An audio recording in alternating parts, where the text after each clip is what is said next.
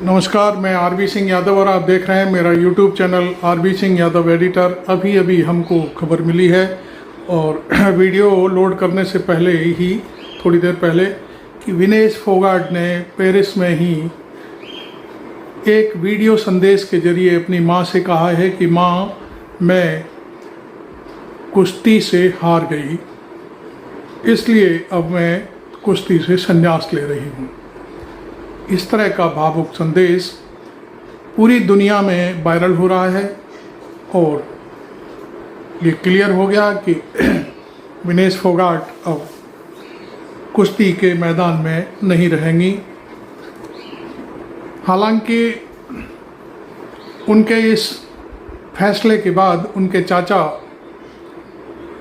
Mahavir Phogat, sorry चाचा नहीं, उनके वो ताऊ हैं, ताऊ ने कहा है कि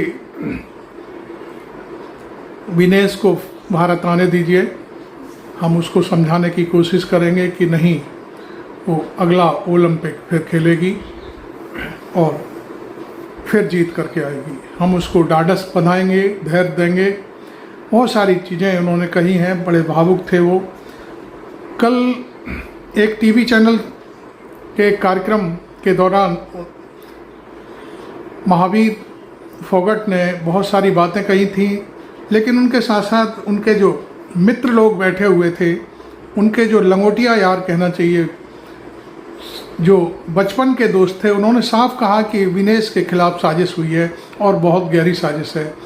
जो लड़की लगातार 3-3 कुश्ती जीत करके फाइनल में पहुंच गई, उसके लिए यह कौन सी बड़ी बात थी। तो ये तो खैर उन्होंने पूरी साजिश का आरोप लगाया कि ये साजिश है और भारत सरकार इसको इग्नोर कर रही है। प्रधानमंत्री तक का नाम लिया उन्होंने, उनके जो मित्र थे उन्होंने। खैर, अब मैं आपको बता दूं कि आज की ये ताज़ा खबर है। इनसे ही रिलेटेड और दूसरी खबर है। विजेंद्र सिंह जो पहलवान थे, ओलंपियन, वो मालूम है आपको कि वो खेलों के मैदान में थे, लेकिन ये 2024 के चुनाव से पहले कांग्रेस ने उनको मथुरा जो लोकसभा सीट है, हेमा मालिनी के खिलाफ उतरने के लिए कहा था, लेकिन किसी दबाव के चलते, मालूम नहीं क्या उनके मन में जो कुछ भी रहा होगा वो ही जाने, लेकिन उन्होंने पाला बदल करके और भारतीय जनता पार्टी ने उन्हें अपने कमल के फूलों की माला पहना दी और वो भारतीय जनता पार्टी के पोस्टर बॉय हो गए। खैर, आज उन्हीं विजेंद्र सिंह ने खुल कर के लिखा है और बहुत सारी बातें बताई हैं कि ओलंपिक में बहुत सारी चीज़ें होती हैं, इस तरह से किसी को डिस्क्वालीफाई नहीं किया जा सकता, क्योंकि इस तरह से ये लोग डिस्क्वालीफाई होते रहे तो फिर तो कोई मतलब ही नहीं रह जाएगा।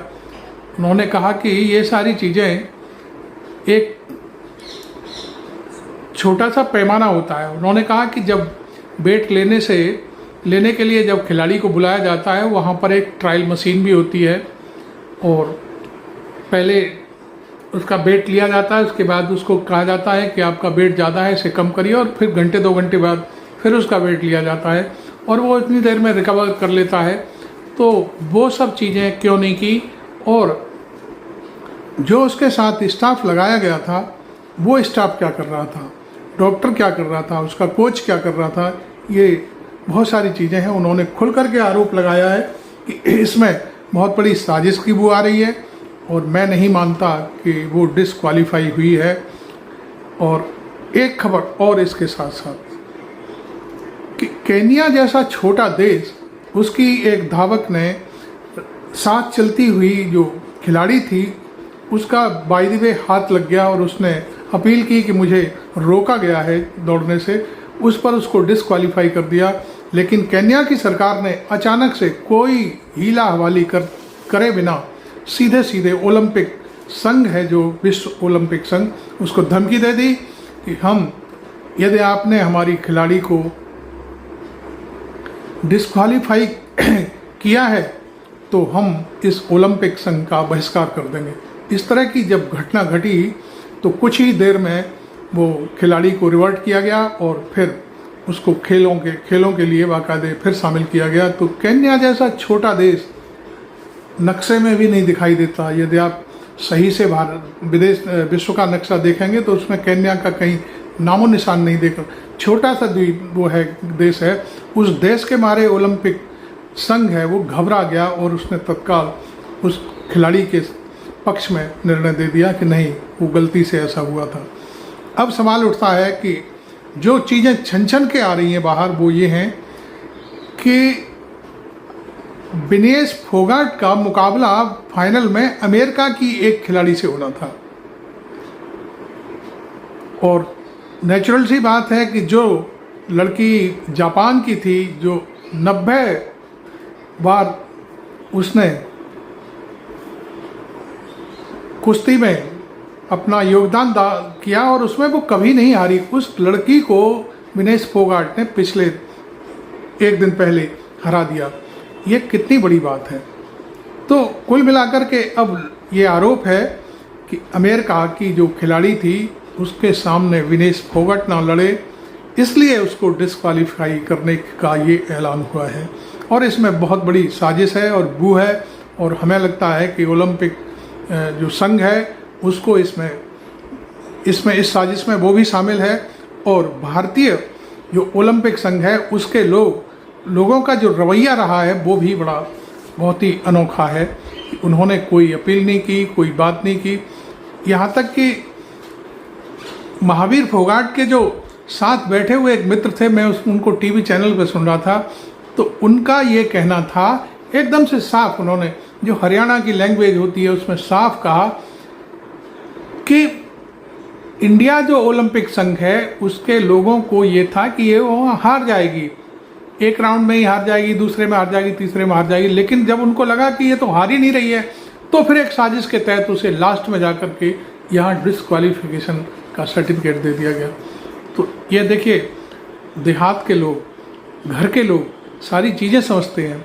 फोगाट ने अप्रैल के महीने में एक ट्वीट करके कहा था कि उनका जो इंडिया के जो कोच हैं, इंडिया का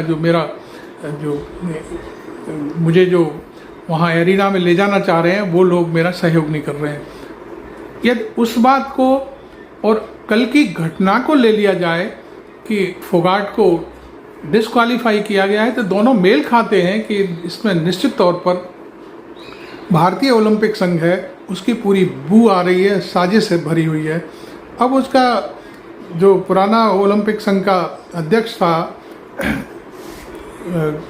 ब्रजभूषण शरण सिंह, उसका बेटा सांसद हो गया। उसने एक छोटा सा ट्वीट करके, किसी का नाम नहीं लिया, उसने सिर्फ ये कहा है कि ये देश का बड़ा नुकसान है, ऐसे ही फॉर्मेलिटी पूरी करते हुए कहा है।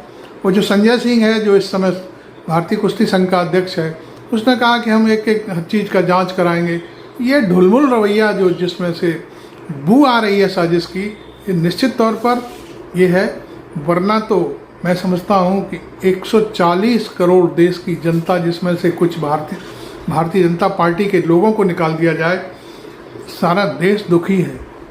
सारे देश में हाहाकार है इस बात का कि एक भारतीय खिलाड़ी जो गोल्ड मेडल से एक कदम पीछे थी, उसको डिस्क्वालिफिकेशन का सर्टिफिकेट किस आधार पर दिया गया, क्यों दिया गया।